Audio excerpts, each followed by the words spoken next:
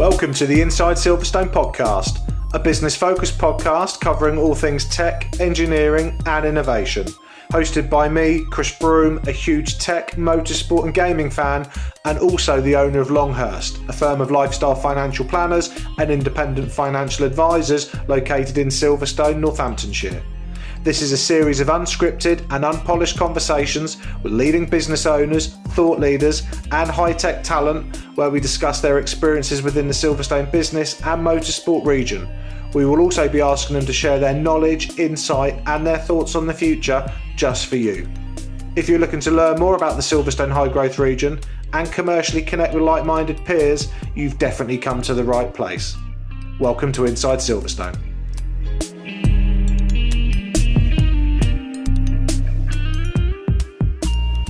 Welcome to the next episode of Inside Silverstone. My name is Chris Broome and I am your host. Today I am delighted to welcome to the show Simon Arkell, who is the principal of EMW Law. Simon, welcome to the show.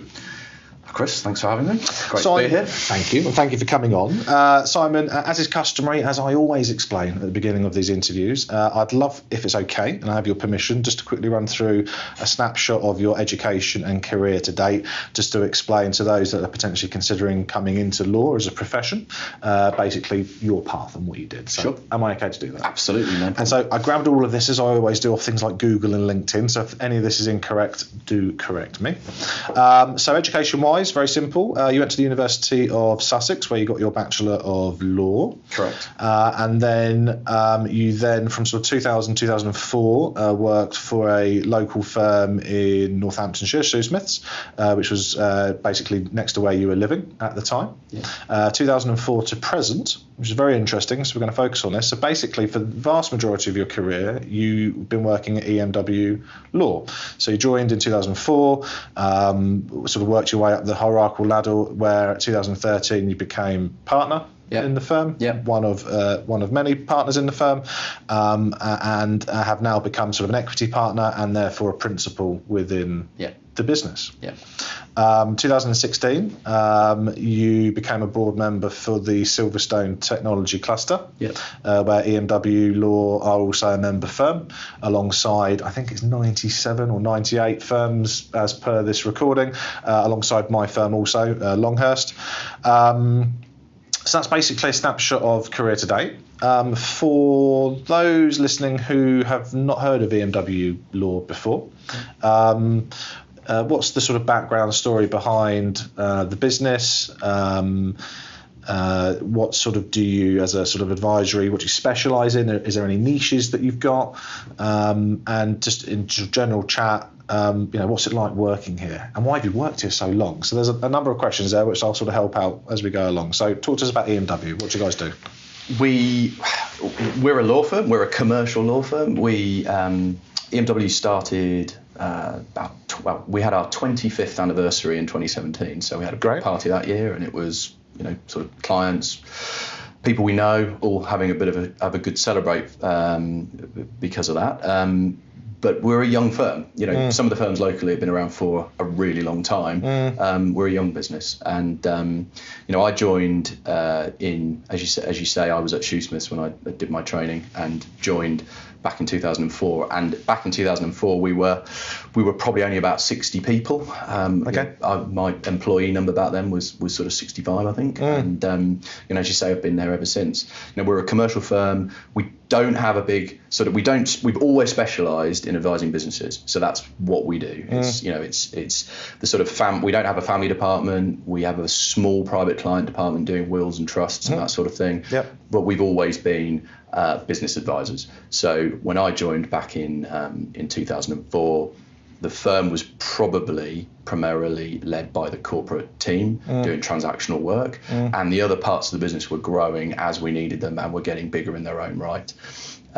But when I was at Shoe's, it was, I was part of a big organisation, a big law firm, probably a bit more traditional back then. Can't comment on what it's like there now because I don't work there and I haven't for a long time. Sure. But ultimately, I moved across town to a firm that was almost like a boutique corporate law firm that was punching well above its weight. It was getting involved with transactions which on the face of it you'd have thought they shouldn't really been doing. And that was really us that was EMW, through and through really. It's always been the ethos that we can do it, we can find a way and we can help you. And that kind of can-do approach to running the business and being business advisors has always been the thing that's, it's just kind of, I warmed to it as soon as I got here. Quick, nimble, able to move around and chop and change, and we can help and fit in where we need to. So when I arrived here, when I made the decision to move across, it's a long time ago now, but ultimately,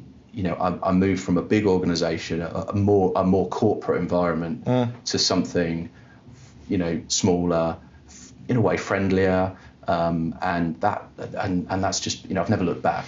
Why do you think, so picking up on something you said at the beginning, why do you think clients back when you joined, so 2004, and therefore thereafter, were choosing EMW as a firm instead of, as you said, potentially larger organisations regionally or nationally? So why do you think you're punching above your weight, and why do you think those clients were choosing EMW? I mean, it could be for a number of reasons. I think, we were. I mean, it could come down. It often did come down to simply the fact that we were prepared to take on work in a certain, perhaps on a fee arrangement that a bigger business just couldn't entertain. We used to do a lot of fully contingent work back then. Back then you were very much in the sort of world of the leverage buyout where, there was a lot of bank debt out there. There were a lot of businesses who were wanting to take over a company, management teams wanting to take over a company, and they'd go out, they'd find a bank, a private equity investor, and they'd string together an acquisition vehicle and they'd do it. Now, they didn't have any money to settle their legal bills back then because they were putting together a business. We did a lot of work then where we were effectively working on a fully contingent basis, and we were prepared to take it on and do it. And I think, a lot of law firms, even now struggle with the idea of a fully contingent fee arrangement. That kind of thing was, and back then, we were certainly doing that kind of thing. But we were prepared to do it, and we were able to take the view that we would look at one and say, yeah, we can. That's exciting. We'll do it. Whereas others, we might say no. I think we were, because it was a small business. It was quicker. It was quick, nimble, able to make a decision fast, and able to. And plus, we were delivering, really good advice. And we'll perhaps come on to the culture of the firm that I work in, but there's very much always been this sort of feeling that we're people first and lawyers second, and we'll talk and we'll really get to know you and we'll get on with you almost. You've got to work together with someone for a long time over the course of a transaction. It might take 6 months. You've got to get on with people, and and people just like dealing with us, and I think that's the sort of experience. It's rare that we have a client who, when they come on board and they do get to know us, that they then don't carry on and instruct us for a second time or a third time or whatever, or and presumably they refer you on as well to other people that they know. Well, of course, if clients do that, that's great, because that's the best marketing in the world. Sure. If it's the personal recommendations. So really, because we're a law firm, we as a commercial firm, if you put us all in, or if you line me up in a wall with all the local firms, yes, we have a commercial contracts team. Yes, we do corporate. Yes, we have a real estate team. Yes, we do intellectual property. We have litigation specialisms. We do planning, construction, and all the things that you expect us to do.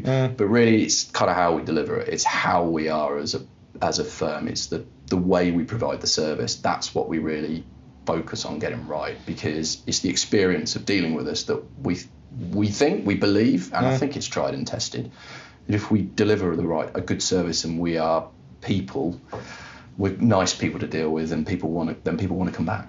You use the word culture a couple of times, so what is the culture like here? And and presumably it's that culture that's kept you here, because you've been here for a decade and a half, pretty much, and presumably, as with any profession, potentially have had offers to join other firms throughout your career. So what's kept you here, and what attracts employees to join and stay? I think when I first moved, just the reasons I've perhaps already outlined, we were doing good work, and and when I got here, you know, I was immediately plunged into some quality deals, you know, transactions that I was a corporate lawyer by trade. So, you know, I was then immediately working on a couple of on an acquisition and a sale. I remember getting straight into it, and they were good deals, and I was sort of immediately impressed. And as the years went by, so the quality of the work has always been high. We've always managed to get ourselves involved in transactions which are work, you know, you want to do and you want to shout about. Yeah. But yeah, the culture, it's always been incredibly informal here. Yeah. I think, you know, locally, I mean, it's funny to say it now because it's just been like it for so long. But, you know, we were one of the early professional services firms to just approach a dress down culture. You know, we didn't wear suits and ties back then. It was always informal, and people started, you know, it was almost the sort of standing joke when you go into EMW, you don't know quite what to wear because, you know, but that was a long time ago now. But that informality of the business and the way we approach day-to-day life, you know, as I think has always been there. And you know, we're informal people, but we also try and sort of, you know, deal with each other sort of informally, have a laugh along the way, really important. And now it's got to the point where actually we ditched our working hours about 2 years ago. Just talk to me about that. That interests me with my business, actually. Well, we don't have, you know, if you open up our staff handbook, you know, we don't have 9 to 5. You don't. No one in this business is employed to work 9 to 5:30. Reception is a slightly different beast because obviously there are some specific unique, you know, pockets in the business where it's necessary. But we don't have any working hours. We have a sort of your week, your way type, your working week, your way, I think we kind of call it. So it's, you know, people know what they've got to do. You know, we know what needs to be done to get it done. If people need to, you know, need to be in at 11 o'clock one day because they've got to be at home for a delivery, or they need to be working at home on a particular afternoon for childcare reasons or whatever, or you know, we're really relaxed about how they do that. Fantastic. You know, and it's worked really successfully. You know, you always take the view, well, you couldn't possibly do that because someone will just, you know, take the mickey. Will take the mickey. But then we sort of said, well, look, we know who those people are. You can identify them. We know the people who aren't working, who aren't pulling their weight, who are, you know, at home doing things, and we're not sure what they're doing. So we just took the view, well, why prejudice the majority because of a few people? And I don't know if we've got any of those people. Certainly not round me where I sit in the business, but. So we adopted it. What about holidays? Is that the same for holiday, or is there sort of strict number of days? We do have a strict number of days. You can buy and sell holiday. Sure. So you can, you know, we have people in the business who have more days holiday than others for that very reason. You roll holiday into the next year if you don't use it. And I think we've just got a time limit on sort of when you're supposed to use it up. But, you know, we're relatively relaxed about that as well. So, you know, we haven't quite and we've talked about it, actually, to be fair. We've talked about, you know, that whole kind of idea of unlimited holiday and let people take the time they need. Yeah. Because if you can't take the mick, otherwise you're not going to be getting the work done. They've done a couple of studies on it, and so I'll try and find them and send them to you, because there's something I've been exploring for the future of Longhurst. But they've demonstrated that actually, if you were to open it up completely, that actually nearly all would actually approach it with a level of maturity because of the respect they've been shown, and actually end up working harder because of that, and would work with each other to make sure that if someone was taking a certain amount of time off, that there was backup, and vice versa, because everyone's in the same boat.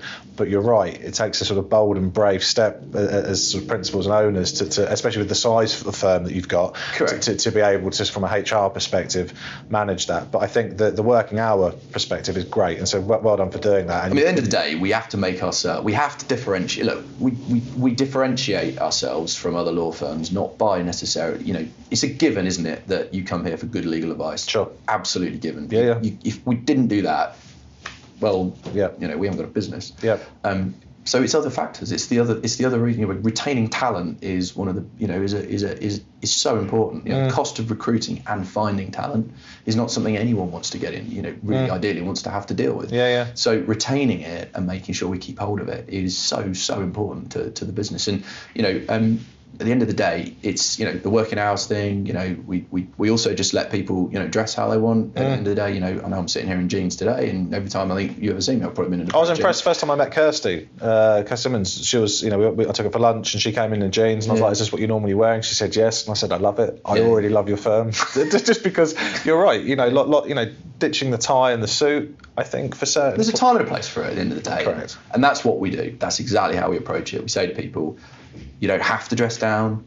You don't have to wear jeans and a shirt, whatever.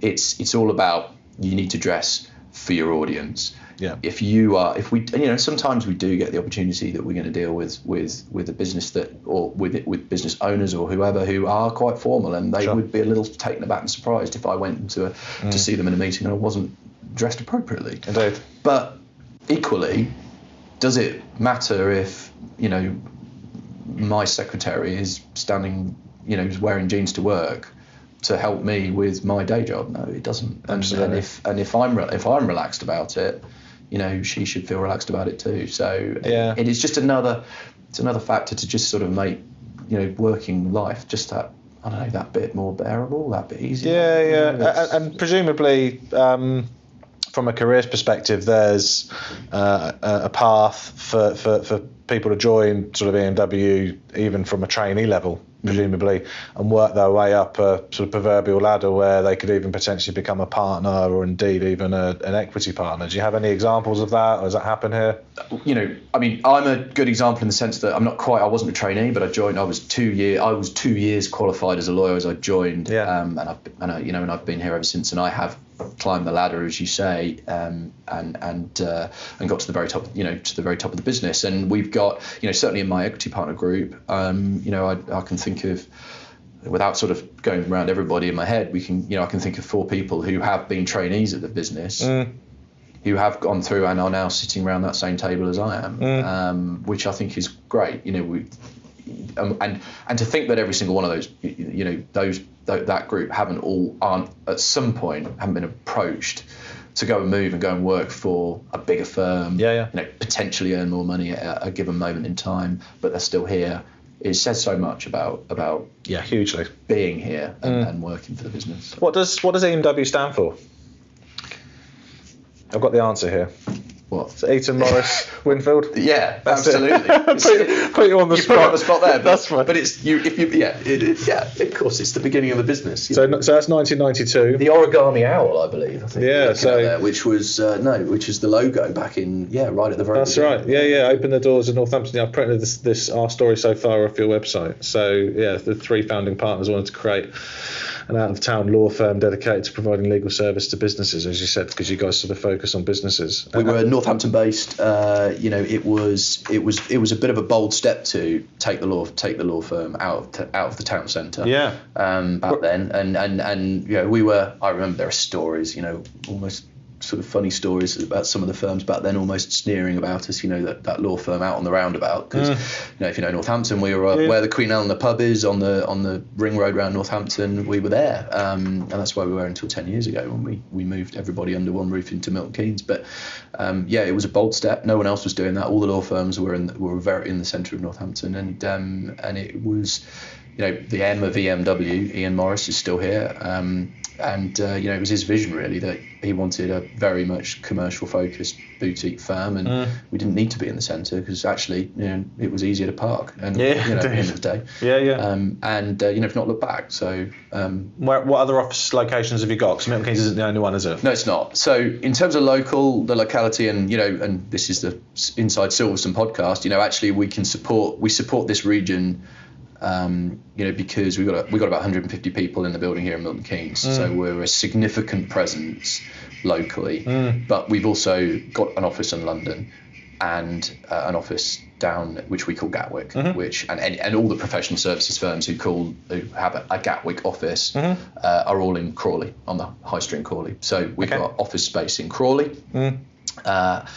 We've got it's a new office for us. It's only been going for a year. We've got about just under 10 people there at the moment, but it's growing rapidly. The plan for that office is for it to be full service like Milton Keynes. Yeah. And because it's doing what we've done successfully, sort of 30 minutes on a Virgin train north of London, doing the same thing south of London, we want to grow it to be something equivalent to here. London will always then be the hub in the middle. Whether it ever gets that big, I don't know, but it's that's certainly sort of where we are. So yeah, it's we're growing and exciting. Exciting time. And so, as you've said, this is the Inside Silverstone podcast, and so we've met because of your EMW's relationship with the Silverstone Park and the Silverstone Technology Cluster, where you sit as a board member. So let's talk about sort of Silverstone and the Silverstone Park. So why is EMW involved in the region? There's always been a lot of interest around what's going on at Silverstone, and we've always had our eye on it. And we've, over the years, had various clients on and off who have been based sort of on the park around the circuit. But the opportunity came along to get involved with STC, not long actually after the SQW report had been published about the fact that there might be a cluster here. And we were approached to see if we wanted to get involved. Now, it felt immediately like it would be a flagship project really for the region. And we just said yes. It was, look, this is, selfishly, of course, first thought is, well, it could be an opportunity to meet some interesting businesses, find new clients, of course. And when we started to go along and find out more about it, we read the report. It just quickly felt like this is something that we need to be involved with, because it's clearly gonna, if it works, it's going to be it's going to be so important for the region. And as time has elapsed, we have, well, look, as I said, we're sort of people first, and I love working with clients who are doing interesting things. And some of the businesses we've immediately met as a result of being involved with the cluster are doing really interesting things. And we've picked up work as a result of it that is just it's inspiring, and we just kind of want to stick with it. So I was fortunate to be in one of the early planning meetings. I was there in the room when we chose the name for STC. So been involved almost right from the beginning, really. Ros and Silverstone Park and MEPC and Barclays were there right at the beginning, but we certainly got involved early doors. And what are your hopes for the future for sort of Silverstone Park and STC? It's such an interesting kind of I don't know, because of this whole the way the government is looking almost to the centre of the country. The Silverstone Cambridge Arc now, as it's being super cluster, with Oxford. Absolutely, we're positioning ourselves right in the middle of something big, and we are a big presence. Everyone knows us locally, and we're a big presence then in the middle of something big. And why would we not want to be involved in that? It's almost a no-brainer. It's a no-brainer. Yeah. The answer to the question is you almost know it as you're asking it.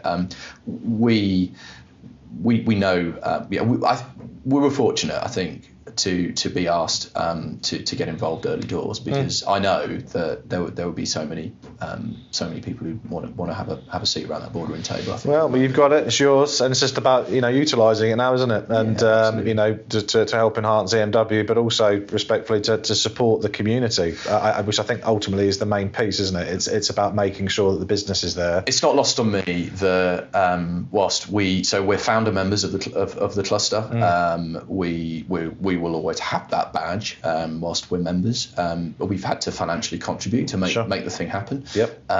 But it's not lost on me that I personally, am a director around the boardroom table, and I can't just bring EMW to that party and sit there making saying I think we should do this or this purely based on EMW's interests. That's that's not how boardrooms work. So it's actually it's a value add for me personally as well to be involved. I love being involved.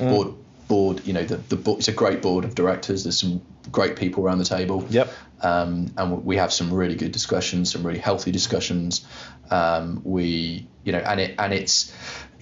a personal perspective, it's just really, it's a fulfilling experience to be involved with it, and at the end of the day, that's, you know, that is another reason to get out of bed in the morning, and you know, it's something that's, you know, that I'm just glad we had the opportunity to get stuck into. So. Great answer, really good feedback. And so obviously there's lots of well-established businesses on site doing some, you know, clearly some fascinating and often groundbreaking work. There's also a number of young companies, not just in Silverstone and the region, but also Milton Keynes and Buckinghamshire and just nationally.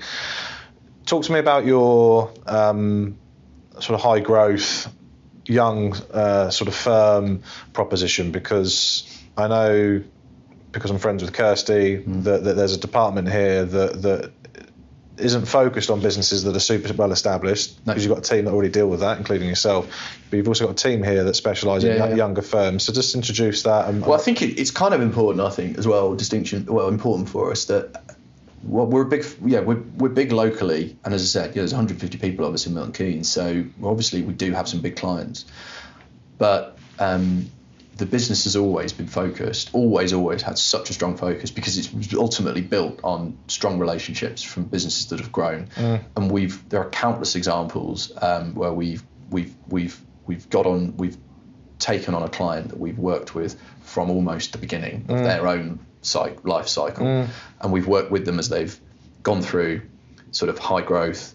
We've worked with them as they've gone through entrenching the business and getting settled, and then taking it on to potentially, a sale process at the end. And so for us, that was how EMW was built, and how we've grown over the years. And so what we call EMW growth was really us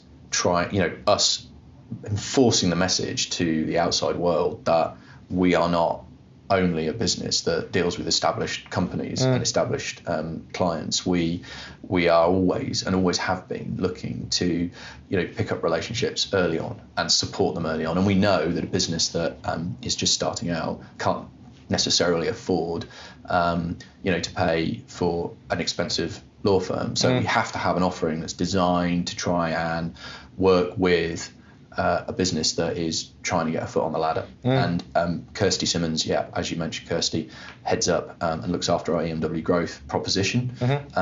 She works, we have investor evenings that we host here at EMW. We've got countless, we've got people dotted around all the departments in the firm who are part of the growth initiative, and we are very used to working with businesses that ultimately need a bit of a help to get started.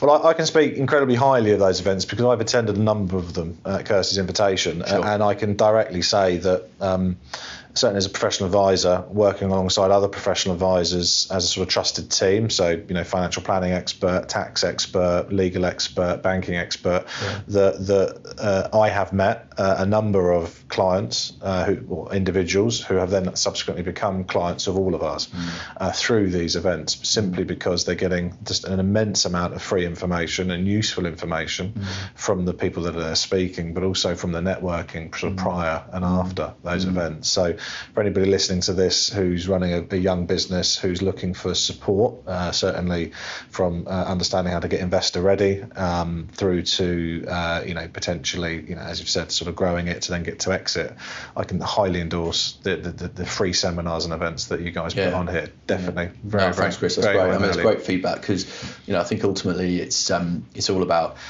we're potentially not an obvious choice. If you're starting out, you might not think, I'll go and knock on the door of EMW.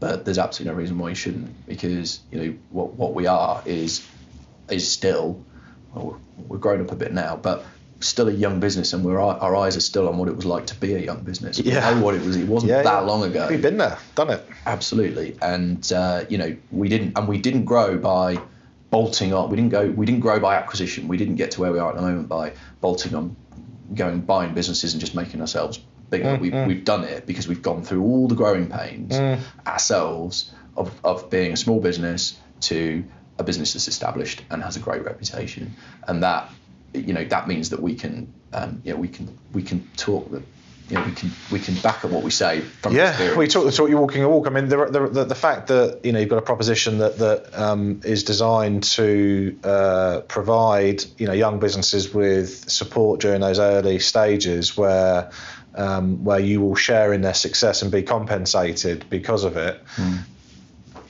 You can't buy that type of support. Certainly not from a legal team. Respectively, a law firm, as you've said, very large firms would not entertain that type of service. So, I think it's commendable. It's really, really good. And ultimately, it's also a numbers game. For 10 that you support, X will go on to be very successful. Those that aren't will learn and hopefully iterate and pivot and go again under a different guise, where they will then come back to you for that, because you've been part of that journey. And at some point they'll make it, because the best entrepreneurs don't typically make it first time. They have to go through it. You've got to fail, haven't you? You've got to fail so many times, and a number of times until you learn, and that may be 1 or 5 times or whatever. It's the it then sort of drags that whole kind of experience of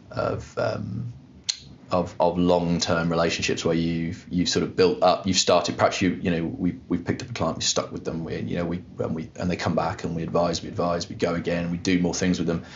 That then personally kind of is the bit that we've always empowered. For me personally, I will always love, the bit about the job that I love is where you've got a long-term relationship with a client, possibly owns his own business, and he picks the phone up because he wants my opinion, he wants my view on something that they're about to do, something strategic. I become kind of a trusted advisor, and I'm almost an extension of the board, because, and that's the thing that personally, I get out of bed in the morning for, because those 45-minute telephone conversations with someone that just happened in the middle of the day, because they're thinking, I just need, where do I go? What is this a good idea? Am I doing? Is this just wanted to sound you out on this because seems like a good idea, but you've possibly seen this before, and what advice do you think I'm going to need along the way? And you're able to add value that based on experience that that individual's possibly not going to get elsewhere. Privileged position, right? You're sitting inside their inner circle. It's the same with what I do with the families I work alongside. You're sitting alongside their GP and maybe 1 or 2 other people at the most, as somebody who is trusted with a certain level of information and knowledge, and therefore asking for opinion and your wisdom on something. So can totally understand that. That's immensely powerful. And as I said, there's a huge privilege to have that. So that's wonderful that you guys are in the same place as that and feel that. Cool. Okay, so we've covered EMW, a little bit about EMW. We've spoken a little bit about the STC and how cool it is and how great it is, and hopefully alongside the Cambridge and Oxford sort of super cluster, there's some exciting times ahead.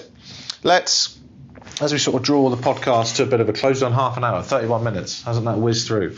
Okay. We'll close off with just a little bit about you, if that's okay, Simon. Sure, this is normally the moment my guests sort of sink into their chairs, because I'm going to ask them a couple of questions.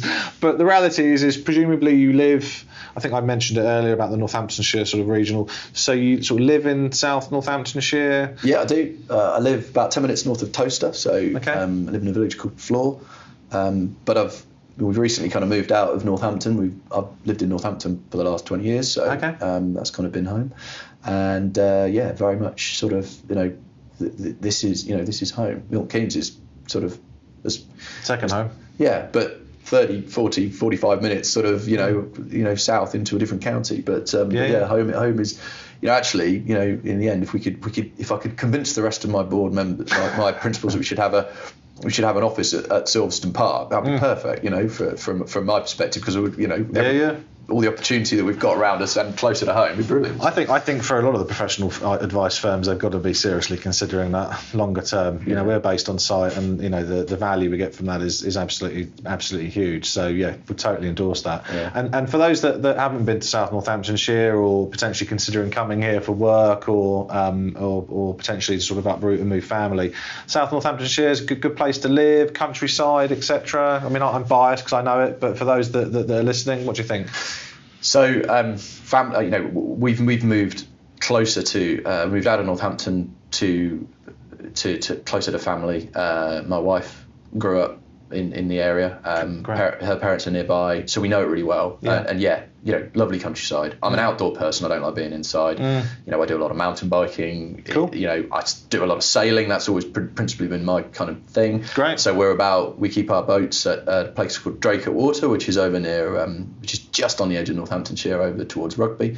And we do a lot of walking. We get out into the fields and the footpaths, and and it's great. So the great thing about being here, and whenever we've toyed with the idea of moving to a different part of the country, we always kind of, it's what a pain to get there. Everywhere, generally speaking, 2 hours from here, and you get quite far in many directions, don't you? You don't have to. It's a being in the middle of the country actually, is brilliant for so many reasons. Well, I think that's one of the reasons why the Silverstone experience is being developed. So on Silverstone Circuit, so I think episode 12 or 13, we had Stuart Pringle on, managing director of Silverstone Circuits, is explained that this year they're launching the Silverstone experience, which is going to become a sort of family experience, because within sort of 2 hours drive of Silverstone, there's several million families living in the area that, as you've said, can quite easily get on the M40, the M1, or get on the train. So you're right, and certainly from a business perspective, for anyone who's listening to this, who's considering potentially coming to the region and bringing their business here, or looking to potentially partner up with firms here, there's a huge amount of value. Couldn't agree more with that, Chris. It's by being in the middle, the net you cast around where we are, I think is far greater than it would be if you're on one of the periphery on the coast. I think from here at the end of the day, from a business perspective, from with Silverstone, you're easily able to look out towards Northampton, down to Milton Keynes. You've got another business centre, sort of Leicester. Birmingham's not too far away, and ultimately, we find that we're also only really, if you get on an MK, we're only 30 minutes into London. So perfect. It's so easy to get hold of everything you need. But having said that, you don't need to go into London to get the right professional advice, because it's here. It's here. I'm sat on a table in the room with it. So there we go.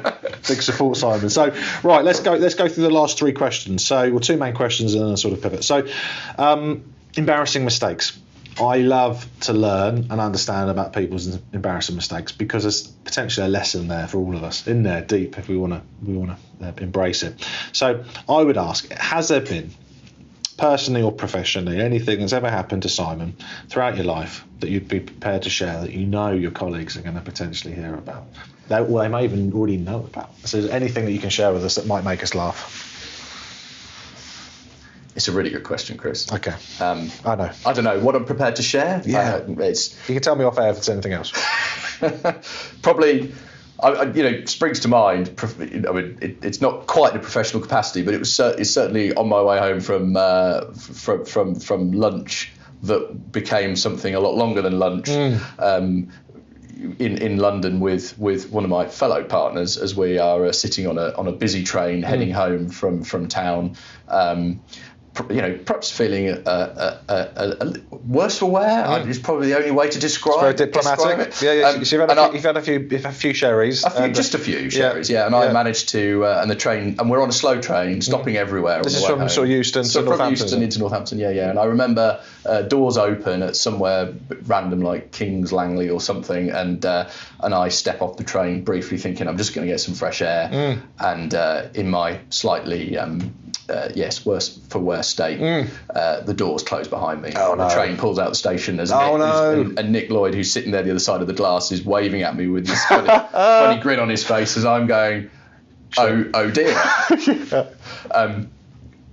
Finding myself stranded for an hour, because of course the trains don't stop in all the random stations. No, they don't do that. Not on the way home. No, they don't. No, they're a nightmare. I'm kind of stuck there. Waiting for. And then I believe when I did finally manage to get myself back to Northampton Station, at the time we were living in East Hunsbury, I decided to walk home. quite a steep hill, and sort of 35, 40 minutes later, and I'm stumbling through the doors of the house at about 10 p.m.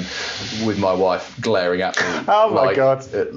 Like, what an idiot! What have you been doing? Do you know what? I think I can speak on behalf of probably everybody listening to this. I think we've probably all been through that type of experience at one time or another, having a few too many beers or glasses of wine and doing something stupid. So that's a great story, Simon. Thanks for sharing that. That's a really good one, certainly for season 2. It's now out there. It's out there. It's out there, definitely. Before I get on to the last question, is there anything that I haven't asked that I should have asked? Only really to sort of endorse the things we do, I suppose, really. And at the end of the day, and I know that we've talked about some of the areas, but ultimately, I think if it's legal, if it's legal, and you're there, just open the conversation. Let's talk, because we might do things you don't necessarily think we do. We've got sector specialisms that we shout about. But I know that there are businesses out there in the cluster, for example, that might need help with IP, might need help with tax. They might also need just guidance on where to go for the advice. At the end of the day, we're plugged into a professional community.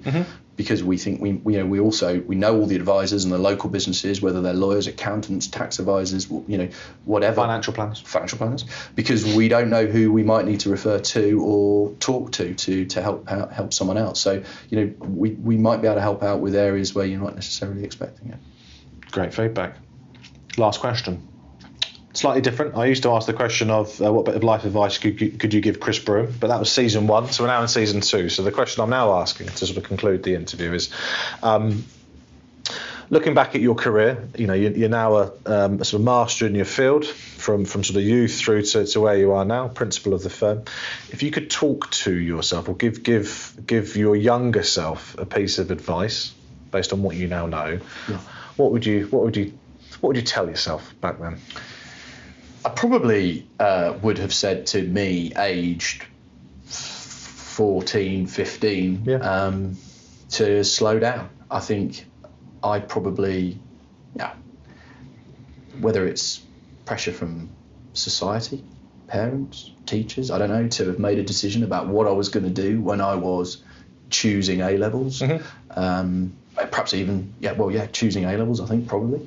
I don't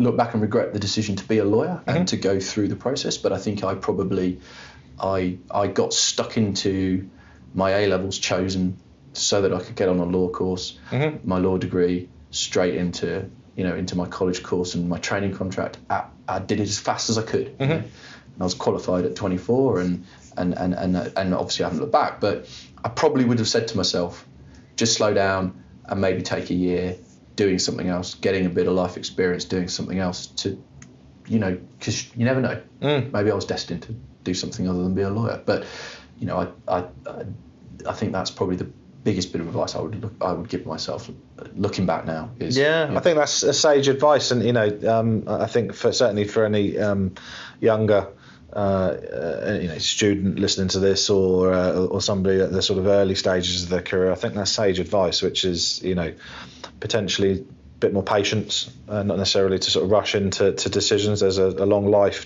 to live, and a journey to go on.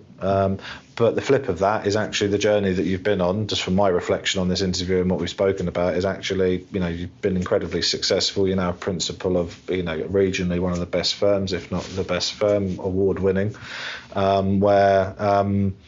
where from a cultural perspective, I know from speaking to some of your team, and clearly you've just resonated the same message, people don't leave, people join. So, I think, the decisions that you've personally made have clearly been the right ones.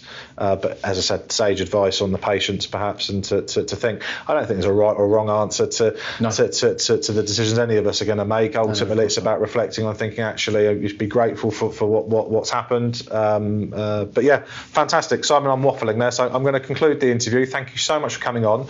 As I've said to everybody that I've interviewed, clearly love to get you on, but certainly EMW on. So Kirsty, other people within your firm, in due course. Maybe we can do some sort of specialist sessions on sort of growth, as an example. And I'll maybe speak to Barclays and one of the tax advisors to maybe have a sort of a sort of group session where we can talk about a certain subject. So thank you for coming on, and look forward to seeing you soon.